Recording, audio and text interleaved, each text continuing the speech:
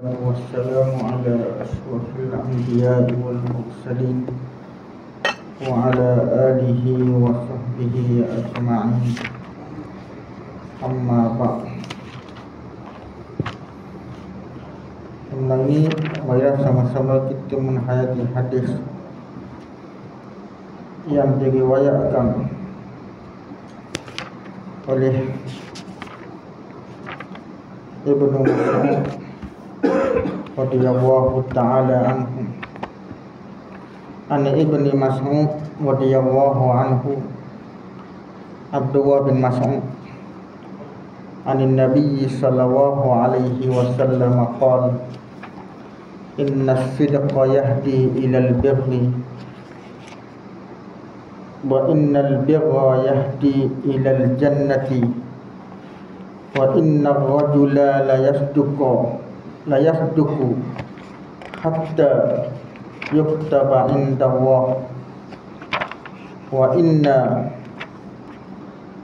innal kadhiba yahdi ila al-fujur wa innal fujura yahdi ila an-nar wa inna ar-rajula la yakdhibu hatta yuktaba 'inda Allahi kazzaban. Daripada Ibnu Mas'ud, iaitu Abdullah bin Mas'ud radhiyallahu anhu. Abdullah bin Mas'ud ayah dia dah masuk Islam, Abdullah saja yang masuk Islam. Mas'ud mati dalam keadaan kafir. Daripada Nabi sallallahu alaihi wasallam, Nabi bersabda, sesungguhnya benar itu menunjuk ke arah kebaikan, dan sesungguhnya kebajikan itu menunjuk ke arah syurga. Mana hasil kita cakap benar, natijah kita cakap benar, natijah kita perkataan kita benar terhadap orang, ataupun amalan kita kepada Allah Subhanahu wa taala benar, mana dapat banyak kebaikan, menunjuk kita ke arah kebaikan. Ulama kata, Nabi kata, mana hasil daripada kita cakap benar, benar itu menunjuk ke arah kebaikan. Dan Nabi sebut dalam hadis ini, dan sesungguhnya seseorang itu berlaku benar, sehingga dan sesungguhnya kebajikan itu menunjuk ke arah syurga.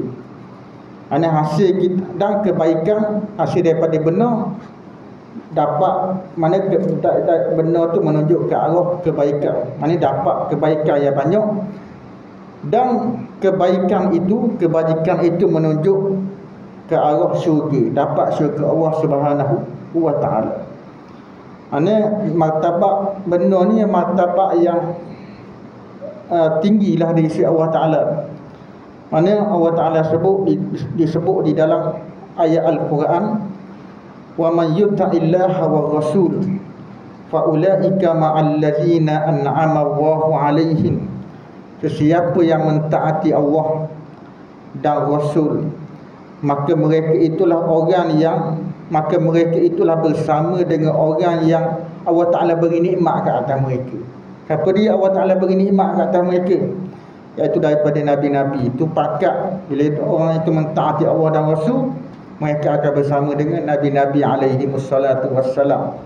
Dan wasiddiqin, dan orang-orang yang benar. Orang yang benar ni bawah oleh Nabi. Mana martabat yang kedua selepas Nabi, mana martabat yang pertama bersama dengan Nabi, orang yang taat kepada Allah dan Rasul, dan bersama dengan orang yang benar, wasyuhada, dan orang yang mati syahid, wassolihi, dan orang-orang yang soleh. Mana martabat yang besar, mana mana disebut dalam hadis ini, tidak arti habis. Wa innar rajula, dan sesungguhnya seseorang itu berlaku benar sehingga ditulis di sisi Allah Ta'ala sebagai seorang yang bersifat benar. Dan di dalam hadis yang lain, sentiasalah seseorang itu jujur, benar, dan berusaha untuk bercakap benar, sehingga ditulis di sisi Allah Ta'ala sebagai seorang yang sangat benar.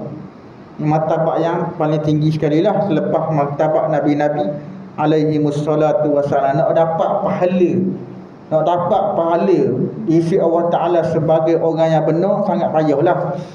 Seperti mana ulama kata dapat bahawa as-siddiqah, bahawa martabat, mana martabat orang yang benar, nak dapat pahala, darjat orang yang benar ni, mana pahala adalah satu darjat yang agung yang tidak akan dicapai akan pahala, mana martabat orang yang benar ni malaikat oleh manusia yang luar biasa. Sedang tak kira lah sama ada lelaki atau perempuan, mana tak kira. Antaranya Allah Ta'ala sebut di dalam Al-Quran, mal masihu benu Maryam, mal masihu benu Maryam illa rasulun, tidaklah al-masih bin Maryam, iaitu Nabi Isa alaihi salam, malaikat rasul-rasul yang telah lalu, yang telah berlalu sebelumnya. Qad khalat min qablihi rusul wa ummuhu siddiqah, dan ibu Maryam ni, ibu Nabi Isa ni, Nabi Isa ni iaitu Maryam, siddiqah, adalah wanita yang sangat benar. Mana bila Allah Ta'ala khabar Maryam ni martabat siddiqah, martabat orang yang benar, mana martabat yang paling tinggi lah selepas Nabi-Nabi alaihi wassalatu wassalam. Mana ulama kata Allah Ta'ala memuji Maryam binti Imran sebagai seorang wanita yang mencapai darjah kebenaran. Ini menunjukkan darjah siddiqah, bukan hanya untuk para lelaki seperti Abu Bakar. Mana macam Abu Bakar mendapat darjah, nama Nabi cakap apa-apa pun Abu Bakar membenarkan. Pada malam Isra' dan Mi'raj, Nabi diperjalankan daripada Masjidil Haram ke Baitul Maqdis oleh Allah Ta'ala dalam satu malam. Satu malam saja. Daripada Baitul Maqdis naik ke langit, kemudian turun balik ke Masjidil Haram pada waktu pagi. Sampai Masjidil Haram sampai pagi itu, Nabi pun beritahu kepada orang ramai. Nabi ceritalah, Nabi beritahu kepada orang ramai bahawa dia diperjalankan oleh Allah Subhanahu wa Ta'ala daripada Masjidil Haram ke Baitul Maqdis. Baru khabar orang ramai pakai lawak, orang ramai mempersenda-sendakan Nabi SAW. Malaikat Abu Bakar, Nabi khabar gini kepada Abu Bakar, Nabi khabar aku diperjalankan daripada Masjidil Haram ke Baitul Maqdis. Abu Bakar membenarkan Nabi SAW, walaupun orang lain kata belah pakit lauk, pakit bohong, Nabi tak mustahil Muhammad boleh sampai ke Baitul Maqdis dalam satu malam, sebab ramai tu memakan masa sebulan perjalanan. Mana sebulan balik, sebulan pergi dan sebulan balik. Mustahil Muhammad dia pergi dalam satu malam sahaja. Orang pakai lawak Nabi SAW. Tapi Abu Bakar membenarkan Nabi SAW. Lalu Nabi menggelarkan Abu Bakar sebagai as-siddiq, orang yang membenarkan Nabi SAW. Bukan kalang-kalang orang lah yang mendapat sifat as-siddiq, orang yang membenarkan Nabi, dan orang yang benar, bercakap benar, orang yang bercakap benar. Kemudian Nabi khabar dalam hadis ini, sesungguhnya bohong itu menunjuk ke arah kejahatan, dan sesungguhnya kejahatan itu menunjuk ke arah neraka, dan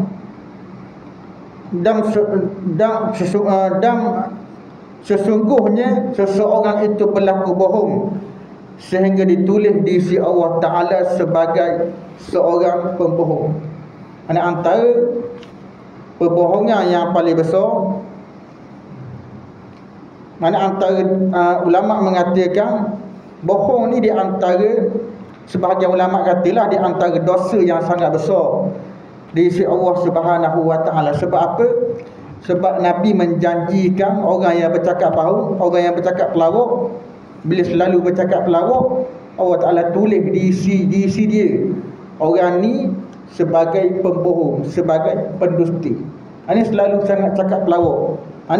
Sebab itulah sebahagian ulama kata cakap pelawak di antara dosa yang sangat besar di sisi Allah Ta'ala, sebab dijanjikan oleh Nabi bahawa Allah Ta'ala tulis di isi dia seorang yang sangat, orang ni wahai cakap pelawak.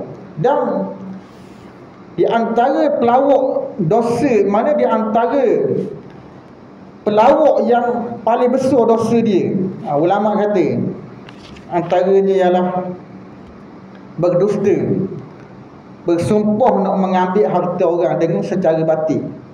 Nak mengambil ni dosa besar lah. Pelawak nak ambil harta orang. Mana ulama kata wa asyaddu syai'in minal kazib, seburuk-buruk dosa, seburuk-buruk bentuk perbohongan adalah berdusta untuk sambil bersumpah untuk mengambil harta orang dengan secara batil. Seperti dia kata mislu, sebagai contoh dituntut hak yang sah. Mana dituntut, mana orang minta hutang dengan dia, dituntut hutang daripada orang tu. Bila orang minta hutang dengan dia, lalu dia mengingkari, jika aku tak ada hutang denganmu, dia bersumpah lagi atas nama Allah bahawa aku tak ada hutang denganmu.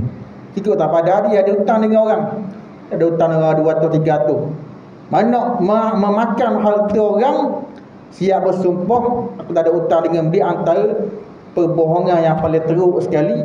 Bersumpah dah berbohong, bersumpah atas nama Allah pula, perbohongan paling teruk sekali. Ataupun nak ambil bersumpah pergi kat orang tu kata marai dulu mu ada hutang aku, ataupun sebulan lepas mu ada hutang aku 200, 500 mu ada hutang aku. Lalu orang ni mengingkari, orang ni kata aku tak ada hutang, mana ada hutangmu. Lalu bila orang tu mengingkari, orang ni kata betul mu ada hutang aku, wallahi ya sumpah lagi atas nama Allah bahawa mu ada hutang, bahawa mu ada hutang dengan aku. Maka orang tu tak ada hutang dengan kita, siap bersumpah atas nama Allah nak ambil harta orang. Itu di antara perbohongan yang paling teruk sekali, yang paling besar dosanya di sisi Allah Subhanahu wa Ta'ala. Nabi sebut dalam hadis, man halafa ala yamin, sesiapa yang bersumpah dengan sumpah palsu, tujuannya nak mengambil harta orang dengan secara batil, maka orang tu sedangkan dia tahu bahawa dia berdosa dalam hal tersebut, maka Nabi sebut maka dia akan bertemu dengan Allah dalam keadaan Allah Ta'ala murka kepadanya. Kesimpulannya, cakap bohong dosa besar. Dosa besar di antara dosa yang besar yang dijanjikan, yang diberi amaran oleh Nabi sallallahu alaihi wasallam. Antaranya kita sebut dah baru ni, yang cakap pelawak untuk nak suruh orang suka, nak suruh orang ketawa. Itu antara dosa yang sangat besar di sisi Allah Ta'ala. Ulama kata wa min a'zamil kazib, di antara perbohongan yang paling teruk, yang paling besar dosanya di sisi Allah Ta'ala, iaitulah dia cakap, dia cakap pelawak, dia cakap dengan orang dengan percakapan yang dusta. Tujuan apa? Min ajli an yudhikana, tujuan nak suruh manusia suka, nak suruh orang tu suka. Nabi sebut dalam hadis, wailum lillazi yuhaddis, celaka bagi orang yang bercakap lalu berdusta. Tujuan liyudhika bihil qaum, agar mana tujuan nak menyukakan dengan perbohongan, maka nak suruh kaum tu suka, nak suruh kaum tu ketawa dengan perbohongan kita. Nabi kata wailul lahu, celaka bagi orang ni, wailul lahu, celaka bagi orang. Nabi pun ada buat gurau. Ada dalam Nabi SAW, Nabi bergurau dengan seorang wanita tua. Wanita tua tanya, orang puan tua boleh masuk syurga tak? Nabi kata, puan tua tak boleh masuk syurga. Dalam syurga tak ada wanita, orang tua. Kalau puan tua tu menangis sebab tak boleh masuk syurga. Lalu Nabi kata, memanglah dalam syurga tak ada wanita tua, muda lelaki, ada orang tua dalam syurga. Mana ada 33 tahun, mana dalam syurga tak ada, mau 40-50 tak ada dalam syurga, semuanya muda-muda lelaki. Menyebabkan wanita tu senyum. Mana gurauan Nabi adalah gurauan yang benar, bukan gurauan yang pelawak. Malaikat dibenarkan pelawak dalam satu ketika lah. antaranya dalam peperangan. Nabi sebut dalam hadis al-harbu qid'ah. Peperangan itu tipu daya. Bila berdepan dengan musuh Islam, boleh nak tipu helah musuh. Tu dibenarkan dalam Islam bila berdepan dengan orang kafir dalam peperangan. Dan Nabi sebut dibenarkan dalam Islam cakap pelawak nak mendamaikan orang terbelah daripada muda sampai ketua. Balah lama tak berhenti balah. Lalu kita nak mendamaikan antara dua orang tu, kita pergi ke orang ni, orang Saimu mana Zaid tu nak baik dah kamu, nak berbalah dah, serik dah balah kamu, lama dah balah kamu, nak damai dah. Kita pergi ke Ali pula, kita pergi ke Zaid pula, kita bawa ke Zaid, Ali tu nak baik dah kamu, nak berbalah dah, nak damai dah. Lalu dua orang ni berbaik disebabkan perbohongan kita tu dibenarkan dalam syariat Islam. Tu dibenarkan ada lagi lah perbohongan yang dibenarkan. Secara umum perbohongan cakap pelawak adalah dosa yang sangat besar di sisi Allah Subhanahu wa taala. Apatah lagi bercakap bohong dengan Allah Taala dalam bab ibadat. Dalam bab ibadat cakap pelawak, antaranya sembahyang. Orang nampak kita buat ibadat, orang nampak kita beribadat kepada Allah Ta'ala, sembah Allah Ta'ala, tapi dalam hati kita ni tujuannya aku sembahyang ni bukan kerana Allah Ta'ala, suruh orang puji aku, suruh orang kata aku ni rajin buat ibadat. Pelawak kepada Allah Ta'ala dalam bab ibadat kepada Allah Subhanahu wa Ta'ala. Apa-apa pun kena benar dengan Allah Ta'ala, benar sesama hamba.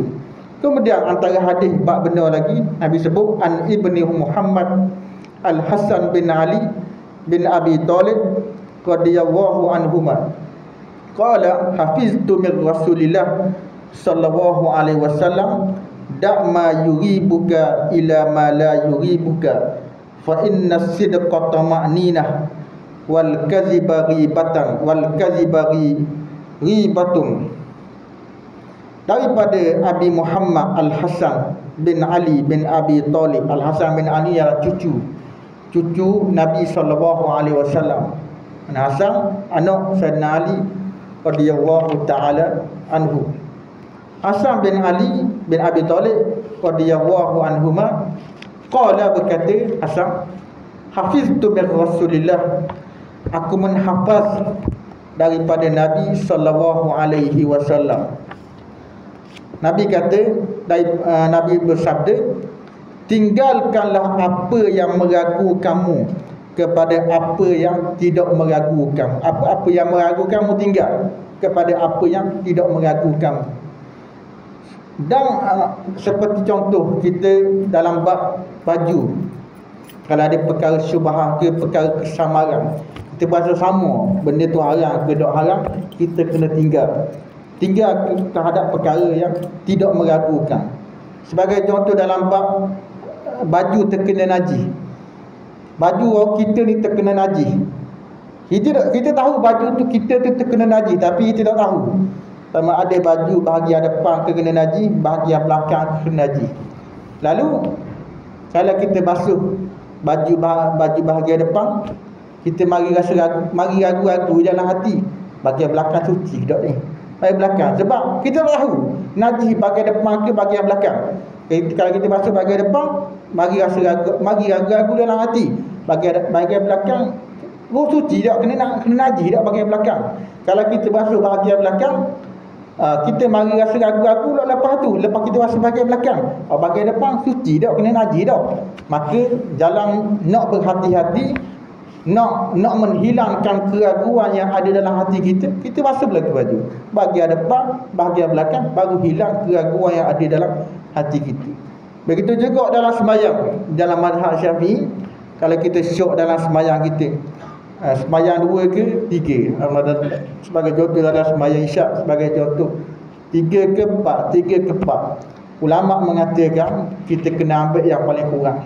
Dan kalau kita syok 3-4, kita kena ambil 3, kemudian kena tambah 4. Kalau 2, 3 kena ambil paling kurang, ambil 2. Kemudian tambah bila kita rakaat 2, 2, 3, ambil 3, kemudian tambah yang ketiga, tambah yang keempat, untuk menghilangkan keraguan yang ada dalam hati kita. Nabi kata, Nabi sebut dalam hadis ni, nak sambungan hadis, fa inna sidqa tama'ninah, maka sesungguhnya kebenaran adalah ketenangan. Nabi kata, bila seseorang itu bercakap benar, menyebabkan mana bila seorang itu bercakap benar, mari rasa tenang dalam hati kita. Rasa tenang dalam hati orang tu, tak akan rasa ragu-ragu lagi. Mana sebab dia bercakap benar dengan orang, nak merasa ragu-ragu lagi, nak merasa ragu-ragu apa lagi dengan perkataan dia, sebab dia cakap benar dengan orang. Malaikat Nabi kata, sesungguhnya sedangkan kedustaan adalah keraguan. Bila orang tu cakap pelawak, selepas dia cakap pelawak dengan orang, mari rasa ragu-ragu dalam hati. Mari dalam hati dia orang percaya kata-kata aku ni, kau tak percaya kata-kata aku. Diri dia meragu-ragu, perkataan dia dipercayai oleh orang ataupun tidak. Dia yang mula-mula ragu sekali. Kalau orang tak percaya, macam mana? Kena katuk ke aku? Kalau orang tu cakap benar, dia akan merasa tenang. Tak apa bila-bila merasa tenang, sebab dia sudah bercakap benar. Tak cakap pelawak. Cakap pelawak, jadi mari ragu-ragu lagi. Kalau orang tahu cakap aku, kalau orang tahu aku cakap pelawak, kan aku nak katuk orang, kan aku nak buang macam-macam. Mari rasa ragu-ragu, rasa tak tenang dalam hati orang yang bercakap pelawak. Sebab itulah Nabi kabut, Nabi menyuruh suruh bercakap benar dengan orang. Kulil haq walau kana marra, bercakaplah benar, berkatalah benar walaupun pahit. Nabi kabut. Hadis kabut dalam hadis. Kemudian hadis yang seterusnya, hadis yang diriwayatkan oleh Abi Sufyan. Abi Sufyan Sa'd bin Harb radhiyallahu taala anhu. Mana Abi Sufyan meriwayatkan hadis ni, masa ni Abi Sufyan rapi. Kemudian dia cerita balik selepas Islam. Kemana kisah peristiwa kisah Abu Sufyan bertemu dengan Raja Rom, Raja Rom kat Syam. Mana masa tu selepas perdamaian Hudaibiyah. Selepas perdamaian Hudaibiyah, mana antara Mekah, kafir Mekah dan Nabi tak perang masa perdamaian tu. Maka Nabi mengambil peluang, masa damai Hudaibiyah tu Nabi mengambil peluang menghantar surat. Berdakwah kepada raja-raja. Antara raja yang didakwah oleh Nabi, antaranya ialah Raja Parsi. Nabi atas surat, Nabi suruh utusan Nabi pergi kat Raja Parsi, beri surat ni kepada Raja Parsi. Tapi Raja Parsi bila terima surat Nabi, Raja Parsi koyok surat Nabi sallallahu alaihi wasallam. Bila sampai berita kepada Nabi bahawa Raja Parsi ni koyok surat Nabi, lalu Nabi kata kerajaan ni akan dikoyok oleh Allah Subhanahu wa taala. Dok mati lagi raja mana? Raja Parsi yang mengoyok surat Nabi tu mati selepas tu. Mati selepas beberapa hari tu. Mana yang soyok surat Nabi tu? Selepas tu akibat perebutan kuasa dengan ahli keluarga dia. Menyebabkan berlaku pembunuhan, berlaku mati raja yang mengoyok surat Nabi SAW. Dan Nabi sebut kerajaan yang akan dikoyok oleh Allah Subhanahu wa taala memang benar. Dan mana Sayyidina Umar bin Khattab, kerajaan Parsi dikalahkan oleh Islam pada zaman Sayyidina Umar bin Khattab radhiyallahu taala anhu. Dan kemudian pada selepas masa perdamaian Hudaibiyah ni, Nabi kirim surat kepada Raja Mesir. Walaupun dia masuk Islam, Raja Mesir buat baik dengan utusan Nabi. Siap bagi hadiah lagi kepada Nabi sallallahu alaihi wasallam, hadiah hamba kepada Nabi sallallahu alaihi wasallam, dan Nabi jadikan hamba itu sebagai isteri dia. Kemudian Nabi kirim surat kepada Raja Habasyah. Raja Habasyah bila terima surat Nabi terus masuk Islam. Mana mana terus masuk Islam, dak ragu-ragu dah. Terus masuk Islam. Dan bila Raja Habasyah, nak ceritanya bila Raja Habasyah meninggal dunia, malaikat Jibril khabar kepada Nabi sallallahu alaihi wasallam bahawa Raja Habasyah sudah meninggal dunia. Lalu Nabi suruh semayang. Nabi suruh sahabat dia semayang. Mana berdasarkan hadis ni disunatkan, berdasarkan hadis ni disyariatkan semayang sembahyang jenazah ghaib. Berdasarkan hadis ni lah, sembahyang jenazah ghaib, Nabi sembahyang kepada Nabi sembahyang jenazah Raja Najasyi, sembahyang ghaib kepada jenazah Raja Najasyi. Berdasarkan hadis ni disyariatkan sembahyang jenazah ghaib. Kemudian pada masa perdamaian Hudaibiyah ni, Nabi hantar surat kepada Raja Rom. Dalam hadis ni Nabi hantar surat kepada Raja Rom, mengajak Raja Rom kepada Islam. Lalu Raja Rom bila terima surat ni, Raja Rom cari siapakah yang berniaga kat Syam. Mana kerajaan Rom berpusat kat Syam. Syam ni besarlah pada masa tu, bawah Palestin, Jordan, Syria. Mana tiga ni duduk bawah Syam. Sekarang ni dipecah-pecahkan lah, jadi ada tak ada Syam, mana dipecah-pecahkan oleh orang putih. Mana bila Raja Rom ni dapat tahu ada Raja Rom cari orang Mekah yang berniaga kat Syam. Bila cari-cari temu dengan Abu Sufyan. Abu Sufyan radhiyallahu anhu. Bila jumpa Abu Sufyan pun bila dipanggil oleh Raja Rom, Abu Sufyan pergilah. Abu Sufyan pergi bersama dengan rakan-rakan dia. Lalu Raja Rom tanya kepada Abu Sufyan ni, kan kasar ni, panjang cerita, panjang hadis dia. Mana mungkin dua muka surat, dua helai saya maklum ni. Pendek je. Imam Nawawi sebut dalam hadis, dalam kitab dia. Famaza ya'murukum. Raja Rom tanya kepada Abu Sufyan, famaza ya'murukum, apakah dia suruh kamu? Mana apakah Muhammad suruh kamu? Qala Abu Sufyan, berkata Abu Sufyan walaupun masa dia kafir, dia dok cakap benar. Dia dok cakap pelawak di hadapan Raja Rom. Dia cakap benar di hadapan Raja Rom. Raja Rom tanya gini, dia cakap benar tentang Nabi SAW. Kata Abu Sufyan, yaqulu a'budullaha wahdah.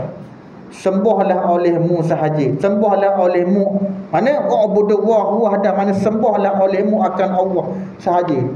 Nak Muhammad suruh aku, suruh orang Quraisy, orang kafir Quraisy ni, orang Mekah ni suruh sembah sahaja. Suruh sembah Allah Taala sahaja. Janganlah wala la tusyriku bihi syai'a. Janganlah kamu sekutukan Allah Taala dengan sesuatu yang lain. Itu ajaran yang diajar oleh Nabi Muhammad sallallahu alaihi wasallam. Dan Muhammad khabar lagi, dan tinggalkanlah apa yang diucapkan oleh nenek moyang kalian. Apa yang disembah oleh nenek moyang kalian kena tinggal. Ini seperti nenek moyang lama kafir dulu sembah berhala, mensyirikkan Allah Taala, menyengutukan Allah Taala, kena tinggal belaka. Tapi apa yang baik tidak dilarang oleh Nabi SAW. Apa yang baik seperti memberi makan kepada orang, menjamu orang. Pada zaman jahiliah, jamu orang itu dibenarkan dalam Islam, amalan yang baik. Amalan yang dilarang seperti sembah berhala, menyengutukan Allah Taala, Muhammad suruh tinggal. Itu kata Abu Sufyan kepada Raja Rom. Itulah mesej yang dibawa oleh nabi-nabi zaman dulu, bukan Nabi Muhammad saja. Nabi-nabi zaman dulu membawa mesej supaya menyembah Allah Taala, jangan menyengutukan Allah Taala dengan sesuatu yang lain. Mana selepas tu disambung oleh Nabi Muhammad sallallahu alaihi wasallam. Allah Taala kabar dalam Al-Quran, wa laqad ba'asna fi kulli ummatin rasulan an i'budullah wajtanibut taghut. Sesungguhnya kami utuskan pada tiap-tiap umat itu akan rasul. Mana agar rasul itu menyuruh kaumnya supaya menyembah Allah Taala dan menjauhkan mana wajtanibut taghut, dan jauhlah daripada perkara-perkara yang melampaui batas. Sembah Allah Taala jauh daripada perkara yang melampaui batas. Antaranya syaitan yang menyuruh supaya mensyirikkan Allah Taala, ketua-ketua kerajaan yang menganggap dia menjadi Tuhan, kena jauh daripada perkara-perkara yang melampaui batas. Itu mesej Nabi-Nabi. Berbeza syariat saja. Mana syariat zaman Nabi dulu berbeza dengan syariat Nabi Muhammad SAW. Antaranya syariat zaman Nabi dulu tak boleh makan harta rampasan perang. Zaman Nabi Muhammad, syariat Nabi Muhammad SAW boleh makan harta rampasan perang, halal makan harta rampasan perang, tu berbeza syariat. Tapi mesej sama, suruh sembah Allah Ta'ala, jangan mensyirikkan Allah Ta'ala dengan sesuatu yang lain. Kemudian Abu Sufyan kata kepada Raja Rom, wa kana wa ya'muruna bis solat, dan adalah Muhammad ni suruh kami dengan sembahyang. Ini sembahyang ni Muhammad suruh, mana sembahyang ni merupakan rukun yang paling penting lah di dalam Islam. Selepas mengucap dua kalimah syahadat, sembahyang. Sembahyang merupakan rukun yang paling penting sekali selepas mengucap dua kalimah syahadat. Sebab Allah Ta'ala mewajibkan kepada Nabi, Allah Ta'ala wajibkan kepada Nabi datang langit. Ini sembahyang ni spesial sikit, bukan atas bumi. Atas bumi dalam bab ibadat lain, dalam bab zakat, dalam bab puasa, dalam bab ibadat-ibadat lain, Allah Ta'ala fardukan kepada Nabi di atas bumi. Manakala solat atas langit itu, Allah Ta'ala kabur wahyukan kepada Nabi, Allah Ta'ala mewajibkan kepada Nabi dan kepada umat dia mula-mula 50 sembahyang. 50 sembahyang. Kemudian Nabi gembiralah bila mendapat perintah daripada Allah Ta'ala, mana dia sembahyang 50 sembahyang. Kemudian Nabi pun dapat beritahu, Nabi turun daripada langit ke-7, langit ke-6. Hari ke-6 Nabi jumpa dengan Nabi Musa alaihi salam. Nabi Musa kata, apa yang Tuhan suruh. Lalu Nabi Muhammad kata, Allah Ta'ala suruh aku sembahyang. Ta'ala suruh aku dan umat aku, perintahkan kepada aku dan umat aku sembahyang 50 sembahyang. Lalu Nabi Musa kata, irji ila rabbi, kembalilah kepada Tuhanmu, minta kurang dengan Tuhanmu balik. Mana sesungguhnya umatmu tak mampu nak tunai 50 sembahyang ni. Lalu Nabi pun minta kurang dengan Allah Ta'ala, tak kurang daripada 50 kepada 5 sembahyang. 5 tu pun Nabi Musa suruh minta kurang lagi. 5 tu kurang dah. Nabi Musa suruh minta kurang lagi dengan Allah Ta'ala. Tapi Nabi Muhammad kata, aku malu dah Tuhan. Malu dah minta kurang dengan Allah Subhanahu Wa Ta'ala. Dan memang ketetapan Allah Ta'ala, memang Allah Ta'ala 5 dah. Tak ada kurang dah lepas tu. Memang 5 dah Allah Ta'ala tetapkan kepada Nabi dan kepada umat dia. Tapi sikit pun ramai juga orang yang tak sembahyang. Ramai juga orang yang lalai daripada menunaikan solat yang difardukan oleh Allah. Ini merupakan rukun yang paling penting sekali di dalam Islam lepas mengucap dua kalimah syahadat. Sehingga kan ada ulama mengatakan kafir orang tak sembahyang, keluar daripada agama Islam. Seperti Imam Ahmad. Imam Ahmad kata kalau orang meninggalkan solat dengan sengaja, jadi kafir, keluar daripada Islam berdasarkan hadis. Imam kata berdasarkan hadis, man taraka salata muta'ammidan faqad kafara jihara. Siapa yang meninggalkan solat dalam keadaan sengaja, maka sesungguhnya dia telah kafir terangan. Imam Ahmad kata berdasarkan hadis Nabi ni. Memang banyak hadis Nabi kata kafir orang tinggal sembahyang. Banyak, mungkin dalam mana beberapa hadis, 10 hadis ada ataupun 20 hadis. Mana antaranya lagi, man taraka salatal asar, sesiapa yang meninggalkan solat asar saja, faqad habita amalu. Nabi kata maka sesungguhnya terhapus amalan yang dia buat selama ni, dihapuskan oleh Allah Subhanahu Wa Ta'ala. Amalan yang keras kepada orang yang meninggalkan solat. Tetapi ulama dalam mazhab Syafi'i, mazhab Hanafi, mazhab Maliki kata orang tinggal sembahyang jadi kafir. Tidak jadi kafir, tidak keluar daripada Islam lagi.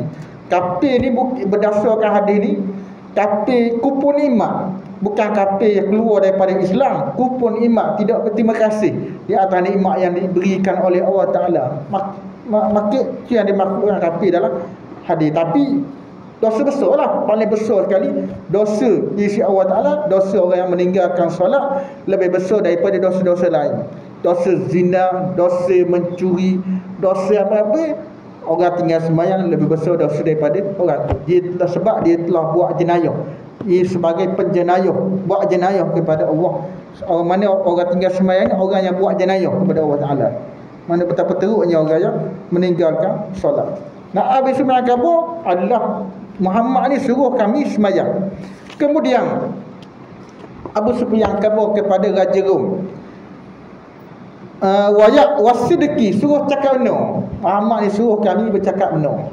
Memang orang kafir Quraisy mengakui bahawa Nabi seorang benar, seorang yang bercakap benar. Sebelum kebangkitan, sebelum Nabi menjadi Rasul, Nabi dipanggil Al-Amin, orang yang sangat amanah, orang yang sangat benar. Tak ada yang lebih benar malaikat Nabi. Mana yang paling benar pada masa itu, pada masa zaman jahiliah tu, Nabi Muhammad sallallahu alaihi wasallam sebelum Nabi dibangkit menjadi Nabi. Mana orang kafir Quraisy apa? Al-Amin, orang yang sangat amanah, orang yang benar. Dan orang kafir Quraisy siap sipang lagi harta dia simpan dengan Nabi. Walaupun masa Nabi jadi Rasul, masa Nabi dilantik menjadi Rasul, orang Quraisy walaupun dia kafir, disimpan dengan Nabi. Nabi mana rumah Nabi menjadi bank. Jadi bank. Disimpan harta, duit bahagia dengan Nabi, sehingga kan Nabi nak berhijrah ke Madinah, Nabi suruh Sayyidina Ali bagi barang-barang yang disimpan. Mana barang-barang yang orang kafir simpan tu, Nabi suruh bagi korang milik orang tu. Mana betapa amanahnya Nabi sallallahu alaihi wasallam, betapa Nabi nya bersifat benar. Mana orang kafir tak boleh ingkar, tak boleh mengingkari Nabi sallallahu alaihi wasallam. Mana Muhammad ni suruh cakap benar. Kemudian antaranya lagi, Abu Sufyan kata, Muhammad ni suruh kami wal afaf, suruh kami memelihara diri daripada kekotoran, memelihara diri daripada menjaga maruah diri, memelihara diri daripada kekotoran zina. Mana suruh kami menjauhkan diri daripada zina. Nama ajaran Islam memang Allah Ta'ala sebut di dalam Al-Quranul Karim, Allah sebut wala taqrabuz zina, jangan kamu menahampiri zina. Mana apatah lagi nak berzina, apatah lagi nak zina, menghampiri kepada zina pun Allah Ta'ala larang. Allah Ta'ala tak beri, Allah Ta'ala tak beri dosa. Sesungguhnya Allah Ta'ala kata innahu kana fahisyatan wa sa'a sabila, sesungguhnya zina itu adalah kekejian dan sejahat-jahat jalan. Mana cara nak memelihara maruah supaya tidak terjerumus jalan lemah zina, Allah Ta'ala suruh, Nabi suruh perempuan jangan memakai pakaian yang menjolok mati, pakaian yang yang berpenampilan menarik perhatian orang, pakaian yang menarik perhatian orang. Bila orang puan memakai pakaian yang menarik perhatian orang, memakai pakaian yang menjolok mati, memakai pakaian wangi-wangian, maka menyebabkan orang tergoda. Maka orang puan tu antara perempuan yang tidak memelihara diri daripada maruah, yang tidak memelihara diri daripada maruah, sebab pakai pakaian yang menggoda orang, yang menaikkan nafsu orang. Mana ulama mengatakan Allah Ta'ala menghalang segala jalan yang boleh membawa kepada zina dan menjadi penyebab kepada perbuatan yang menjadi penyebab kepada perbuatan tersebut. Allah Ta'ala melarang perempuan keluar rumah dalam keadaan berlengguk-lengguk, dalam keadaan memakai pakaian wangian. Dan ulama kata paling afdal apa tempat puan duduk dalam rumah aja. Paling nak mengelakkan daripada fitnah, yang paling afdal apa puan kena duduk dalam rumah dan dia tidak boleh keluar malaikat apabila ada hajat, bila nak sijil ke, dengan mengajar ke, bila ada keperluan saja boleh keluar daripada rumah. Dan nak keluar tak ada syarat dia, ada syarat, bukan boleh keluar barang-barang itu dengan syarat tidak pakai wangi-wangian. Ulama kata tidak berlebihan ataupun tidak pakai wangi-wangian ataupun tidak menarik perhatian orang. Itu cara yang diajar oleh Nabi sallallahu alaihi wasallam. Dan ulama kata tidak harus bagi seseorang membiarkan ahli keluarga dia.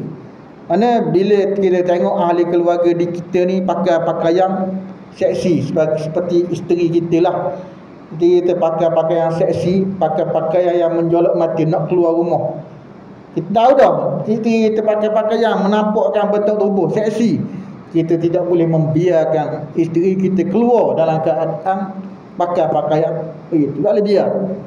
Sebab Nabi larang itu.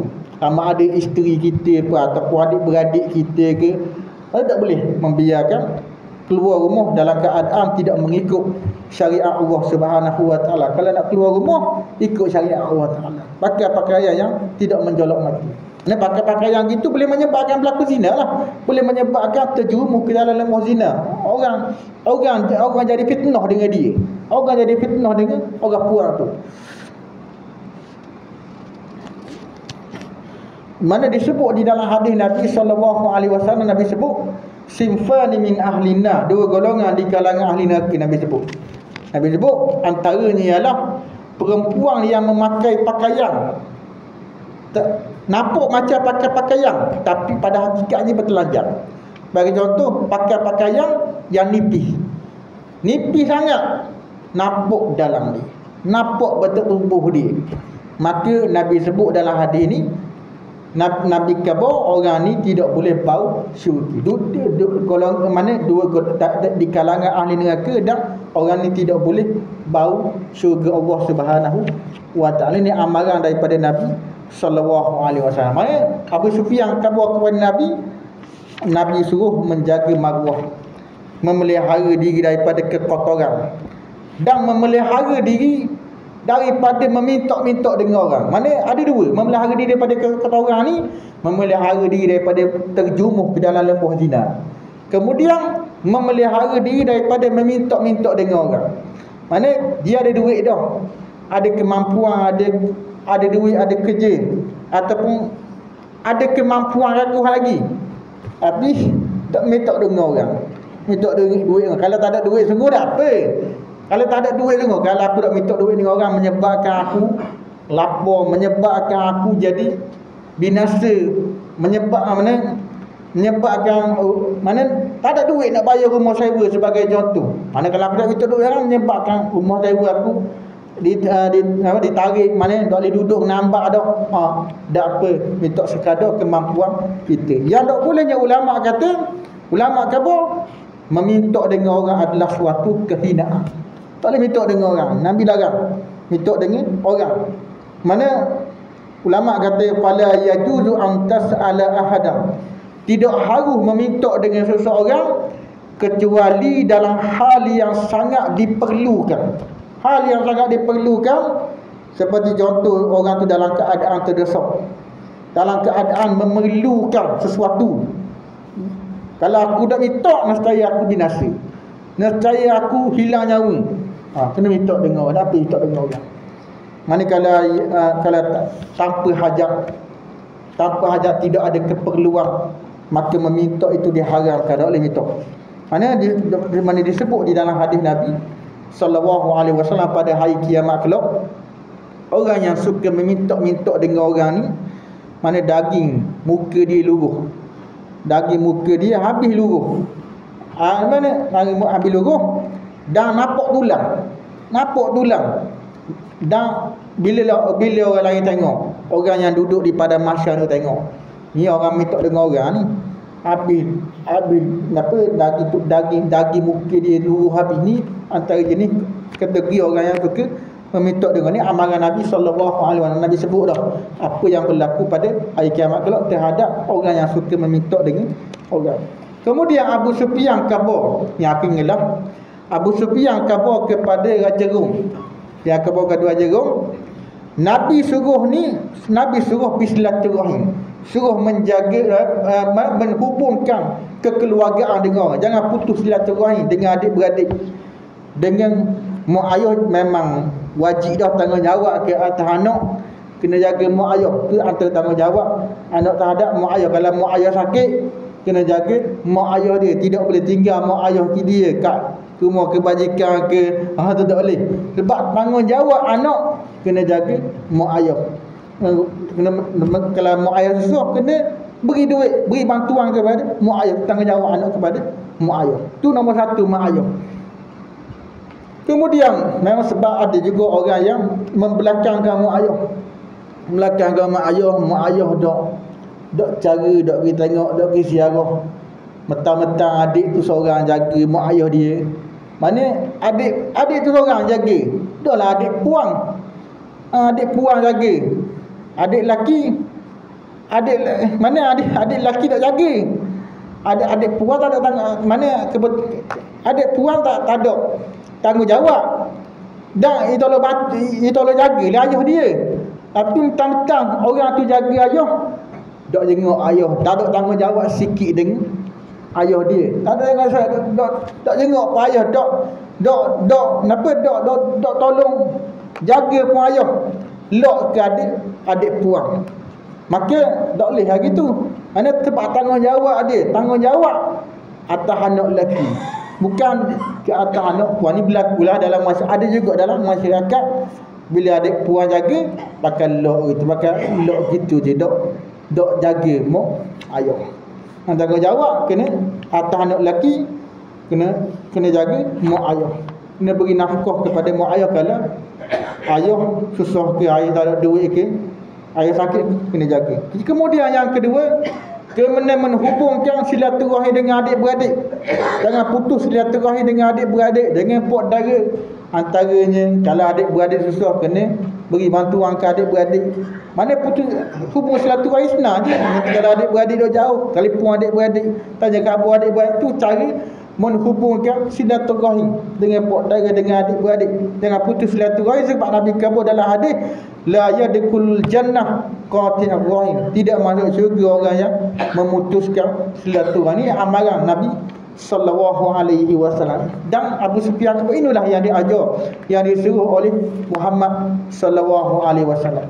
Lalu raja orang tanya, ada dalam hadis yang lain, mana dalam sambungan hadis yang lain, raja orang tanya, siapa yang ikut dia? Yang ikut Muhammad ni siapa dia? Lalu Abu Sufyan kata, yang ikut Muhammad ni orang yang muda, orang tak ada duit, orang miskin, sikit saja orang kaya. Mana antaranya Sayyidina Uthman, Sa'ad bin Abi Waqqas, sikit saja yang ikut Nabi sallallahu alaihi wasallam. Lalu raja orang kata, itulah para pengikut Rasul. Hanya bila raja orang kata, itulah para pengikut Rasul, menyebabkan orang dalam istana itu menyebabkan misi bangun. Sebab nampak ura-ura raja orang nak masuk Islam. Raja orang nak ikut Nabi, nak masuk Islam, nak beriman kepada Nabi sallallahu alaihi wasallam.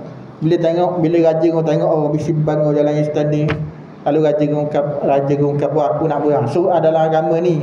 Berubah lalu. Bila tengok rakyat di misi bangun, berubah lalu. Mula-mula nak ikut Islam, kemudian nak takut hilang pakat, hilang jadi raja kalau aku ikut Muhammad. Tadi berubah lalu. Mana itulah sikit saja Raja Habasyah sajalah, Raja Habasyah saja yang mengikut, yang beriman kepada Nabi sallallahu alaihi wasallam. Tahu kebenaran raja orang ni, tahu kebenaran. Sebab raja orang ni dia baca kitab Injil. Dalam kitab Injil ada sebut sifat Nabi Muhammad sallallahu alaihi wasallam. Memang disebut tentang kisah Nabi Muhammad sallallahu alaihi wasallam, peribadi Nabi Muhammad sallallahu alaihi wasallam. Memang raja orang tahu kisah Nabi, raja orang tahu. Tapi oleh kerana sayang kepada pakar, sayang kepada kedudukan dia, tidak mahu beriman kepada Nabi sallallahu alaihi wasallam, mati dalam keadaan kafir lah. Mati dalam keadaan kafir, dalam keadaan sia-sia. Allah Taala sebut di dalam Al-Quran, wa man yabtaghi ghairal islami dinan falam yuqbala minhu wa huwa fil akhirati minal khasirin. Allah Taala sebut, sesiapa yang mencari ajaran yang lain daripada Islam, maka tidak diterima daripadanya, dan dia dari akhirat kelak di kalangan orang yang rugi. Sayang dia tahu kebenaran tapi tak ikut kebenaran Nabi sallallahu alaihi wasallam. Mati kafir, mati dalam keadaan hina. Mana bila mati kafir, kekal dalam neraka lah. Lama-lamanya dalam neraka, tak ada dah masuk syurga. Yang masuk syurga orang yang ada iman, yang ada iman di dalam hati walaupun banyak dosa.